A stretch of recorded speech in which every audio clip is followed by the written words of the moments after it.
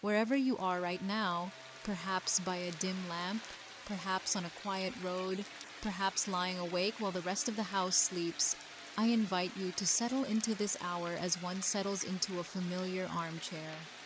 Let us speak softly tonight, not because the world demands silence, but because truth prefers a gentle voice. There is something ancient about the night. Long before cities learned to glow, before screens hummed in our palms, human beings looked upward and felt the same question rise within them. What is all this, and who am I within it? The sky has always been generous with questions and sparing with answers. The old Greeks understood this well. Socrates once said, "The unexamined life is not worth living." It sounds stern at first, almost severe. Yet listen closely and you will hear not condemnation, but invitation. To examine life is not to dissect it coldly, it is to sit with it, to turn it gently in your hands as one might examine a seashell found at the shore. Where did this come from? What shaped it? What patterns lie hidden in its curves? Tonight, perhaps we examine something simple. The ordinary day, the day that felt unremarkable, the conversations half forgotten, the small annoyances, the brief laughter, the cup of tea that cooled too quickly. We often imagine meaning as something dramatic, a revelation on a mountaintop, a thunderbolt of clarity, yet the philosophers would smile at that. Aristotle wrote that excellence is not an act, but a habit. If excellence can dwell in habit, perhaps meaning can too. Perhaps the sacred is not hidden in extraordinary moments, but diffused through the quiet repetition of living. Consider how we move through time. The past feels solid, the future uncertain, and the present strangely thin. Like a narrow bridge suspended between two vast lands, we spend much of our energy wandering the past or rehearsing the future.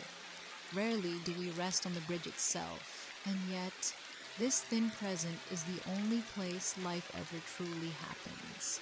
Heraclitus reminded us that no one steps into the same river twice. The waters move on, so do we. You, listening now, are not the same person you were this morning. Something subtle has shifted. A thought, a feeling, a memory reinterpreted. The river flows even when we think we are standing still. There is comfort in this, though it may not seem so at first. If all flows, then sorrow flows too. If all changes, then confusion is not permanent. Even certainty, that proud and rigid thing, dissolves in time. The night teaches us this gently. Daylight insists on clarity, sharp edges, clear outlines, but night softens everything, shapes blur, sounds grow distant, and in this softening we are allowed to admit what we do not know. Not knowing is not weakness, it is the beginning of wisdom. Socrates claimed to be wise only in this, that he knew he did not know. Imagine the humility of that. In a world eager to proclaim answers, the quiet confession of uncertainty becomes a kind of courage. So tonight, let us practice that courage. Let us allow questions to rest beside us without demanding that they resolve themselves before morning. Who am I becoming? What truly matters? What does it mean to live well? These are not problems to solve, they are companions for the journey.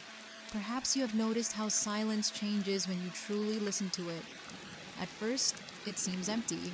Then, gradually, it reveals layers. The distant hum of a city, the rhythm of your own breath, the faint whisper of thought. In the same way, a life that seems ordinary at first glance reveals hidden music when attended to.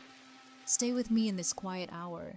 We are not seeking grand conclusions. We are simply sitting beside the river, watching it move, feeling its coolness at our feet, aware that we too are water in motion.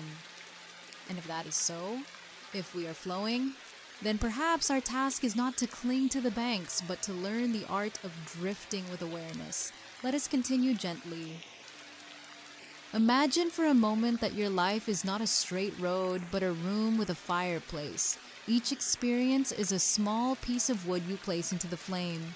Some burn brightly and quickly, celebrations, victories, sudden joys. Others burn slowly, long friendships, steady work, quiet devotion to a craft, and some pieces smoke before they burn. Disappointments, misunderstandings, losses that take time to transform into warmth. From a distance, a fire looks simple.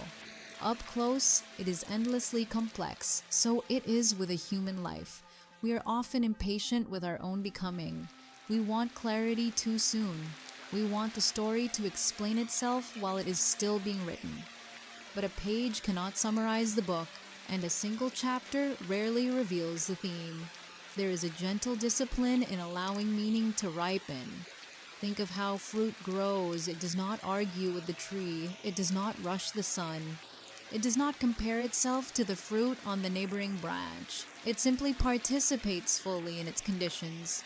Light, wind, rain, time. Perhaps wisdom is not something we seize, but something we allow.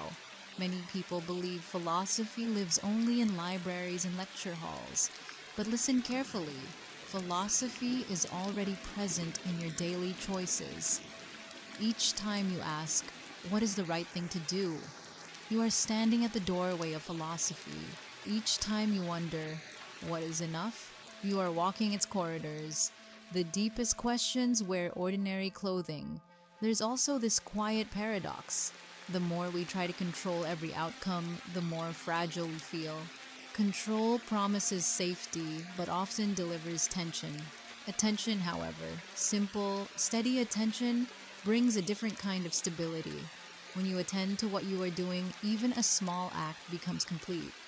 Washing a cup can be a hurried task, or it can be a finished gesture. Writing a message can be noise, or it can be a gift. Listening can be waiting for your turn to speak, or it can be an act of shelter. Perhaps the quality of our attention is the true measure of our days.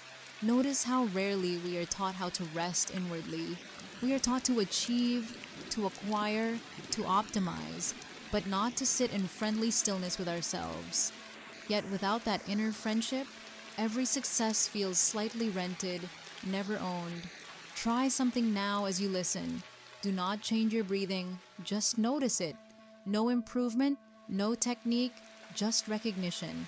This breath arrives unasked. It leaves without permission. Life is happening with or without our management. There is relief in that. You do not have to carry existence. You only have to participate in it. And participation does not always mean action. Sometimes it means witnessing. A storm is also part of the climate. A sad day is also part of a meaningful life. If we demand perpetual brightness from ourselves, we turn weather into failure. The night understands this better than noon does. Night does not apologize for being dark. It reveals another set of stars instead. So if you find yourself in a dim season, do not rush to rename it as error. Ask instead, what becomes visible only in this light? Stay here with that question. Let it sit beside you like a quiet guest. There is a question that visits every thoughtful person sooner or later. It arrives quietly, often when noise fades. What is truly mine? Not what I possess, not what I display, but what cannot be taken away. The Stoic teachers spoke often about this inner territory. Epictetus taught that some things are within our control and some are not, and wisdom begins in learning the difference. It sounds simple, almost obvious, yet most anxiety grows exactly at the border where we try to command what refuses to obey. Other people's opinions, the movement of time, the outcomes of honest effort. If you place your peace only in what you command, your peace becomes very small. But if you place it in how you meet what arrives, then your peace begins to grow.